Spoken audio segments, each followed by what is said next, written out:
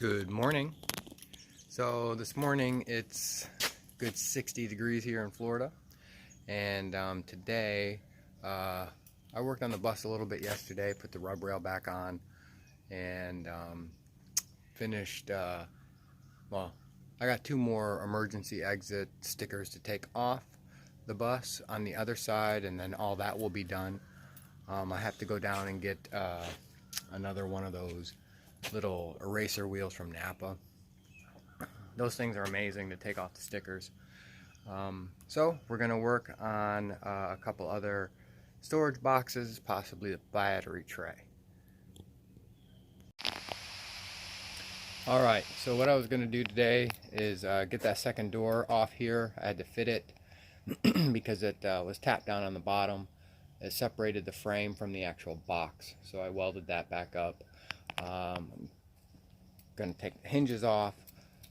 Those are actually spot welded up underneath, so I'm going to have to either take a cold chisel to pop that off or fire up the air compressor and use an air hammer to get that off.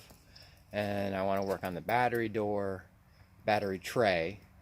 Since I'm going to be pour 15ing things today, I'm going to try to get everything that I need to pour 15 done, so that way I can do it all at once, because once you open up the can, you're pretty much done.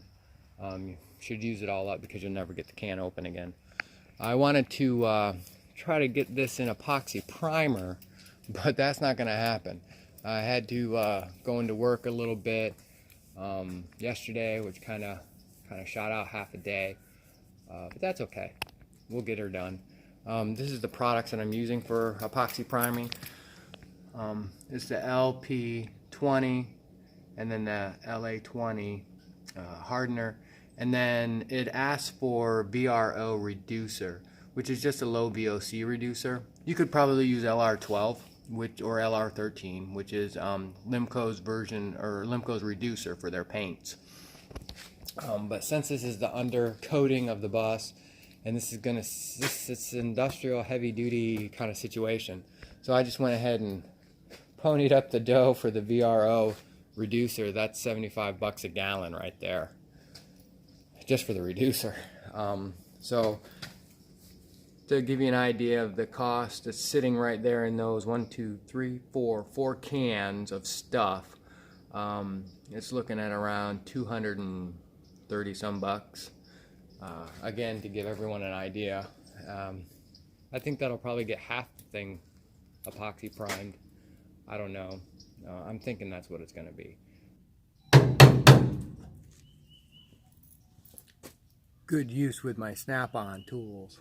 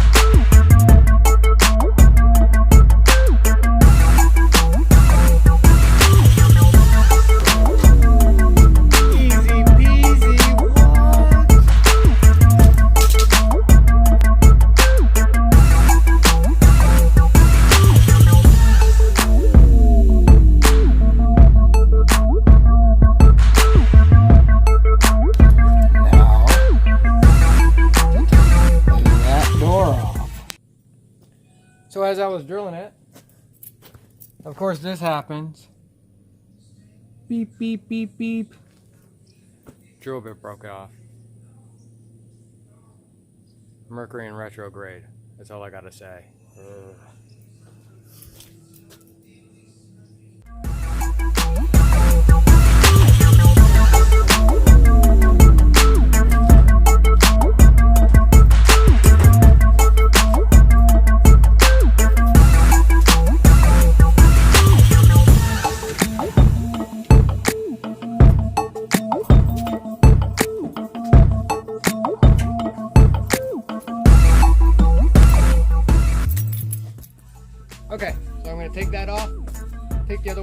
over there, start grinding here, and be back.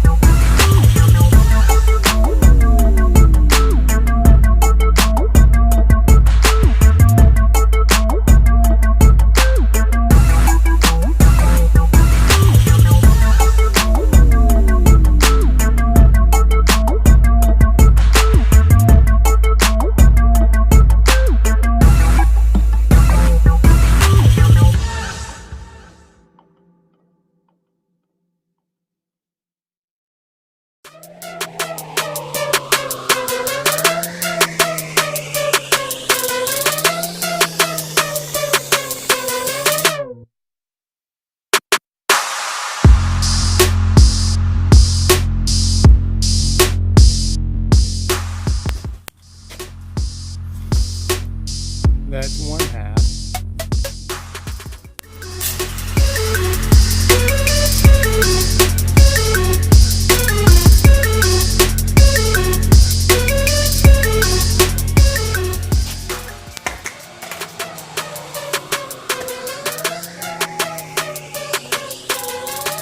Grinding is done.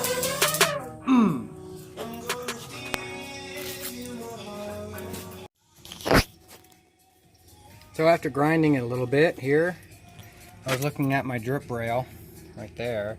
I had to bend it out of the way to get the rivets out that were here previously. So after looking at it, I was starting to tap it back into place, and it's like, bam, hi. I've got a big old pile of rust behind there. So I'm going to pull off the drip rail right along here. I'm going to pull that off and fix that since I'm going to be pour 15ing anyway. So it's all ground out. Alright, stay tuned. Let me get that rail off. I'm going to have to probably drill it out because those Phillips heads do not want to come out. I have a spot bit. And what that does is it drills out the little spot welds. So this one, the screws came out pretty good. But they're still spot welded welds. There's one right there. They're still spot welded into place, just kind of hold it there. So I'm going to drill those out. Got the rail off. That's what was underneath it. A bunch of ugliness.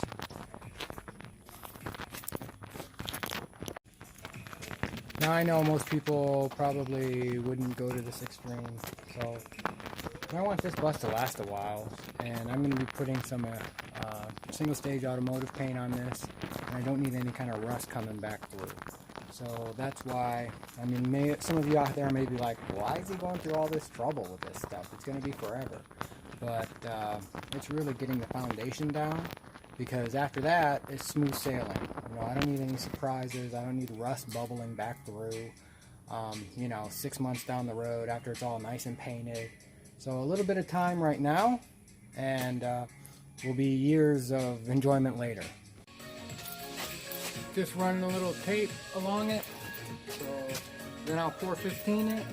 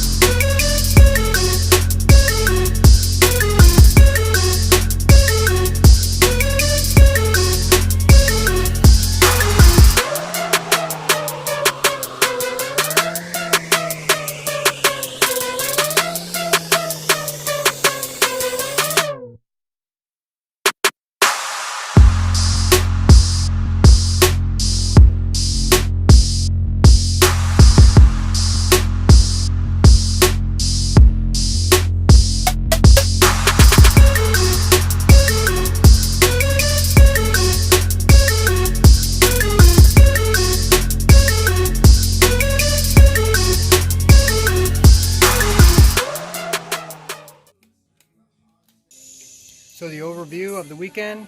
Successful. I ended up getting the box all finished. I pulled off the drip rail, peeled off some more stickers in the back. Let me show you that. Back. My chickens. Those are my chickens. They're just chilling. They're like, hey, what's all this noise doing out there? Anyway, so I pulled off the school bus sticker, emergency doors, started pulling all the reflective tape off, finished the emergency, pulling that one off and that one off. They painted over the Toledo. I ran the eraser wheel over that, got the rub rail back on.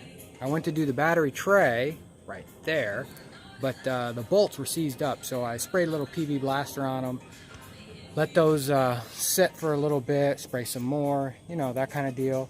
And then I'll do that entire panel, because that's the battery box.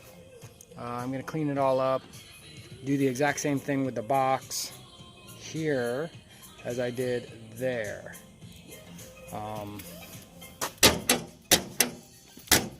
There we go. Got the drip rail off on the top. Pour 15'd it all the way around like that. Hopefully next weekend I'll get those painted on the insides so they'll match actually the exterior. Pulled this out right here because this was actually rubbing right up against the exhaust right here, so I pulled that out, welded that back up there, put a second coat in here of the Pour 15. I'd say it's quite a successful weekend. Went into work half day yesterday, got a little work done as well, so I'm pretty super excited. So with all that being said, great weekend. Beautiful day here in Florida. I think I'm going to have a little pizza now with the boys and just chillax for the rest of the evening. So until next weekend, I will see you later. All right. Thanks for tuning in. Bye.